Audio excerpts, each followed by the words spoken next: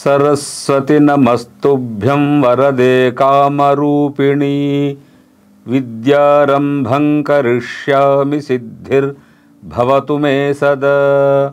ओम शांति शांति शांति।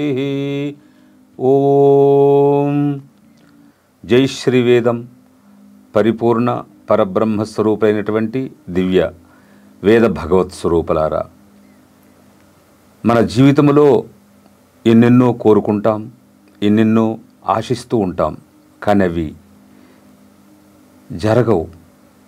జరగాలనుకుంటాం కానీ అనేక విధాలుగా ప్రయత్నాలు చేస్తూ ఉంటాం. కొన్ని జరుగుతాయి, కొన్ని జరగవు. మరి మనం అనుకున్నట్లుగా జరగాలి అంటే వేదమే శరణ్యం. ముఖ్యంగా ప్రతి తల్లిదండ్రులు కోరుకునేది తన పిల్లలు బాగా చదువుకోవాలి, విద్యలో రాణించాలి, మంచి ఉద్యోగాలు సంపాదించాలి, వాళ్ళ యొక్క జీవితంలో స్థిరపడాలి అని. వాళ్ళ యొక్క జీవిత లక్ష్యమే అది, వాళ్ళ పిల్లలే కావాలి అని.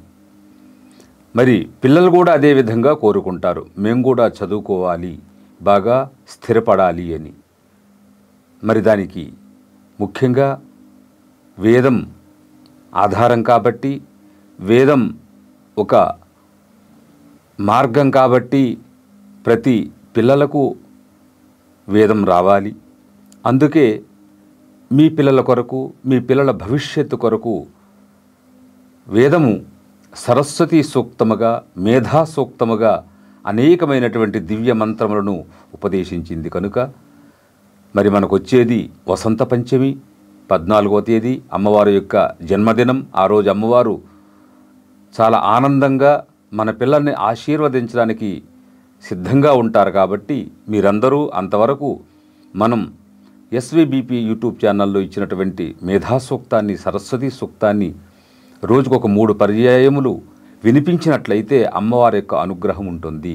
కనుక దయచేసి మీరందరూ కూడా మన పిల్లల భవిష్యత్తును ఆకాంక్షించి ప్రతి ఒక్కరూ కూడా ఒక 3 పర్యాయముల దీక్షతో ఒక 40 రోజులు ఈ మేధా సూక్తాన్ని, సరస్వతి సూక్తాన్ని పిల్లలతో వినిపించండి.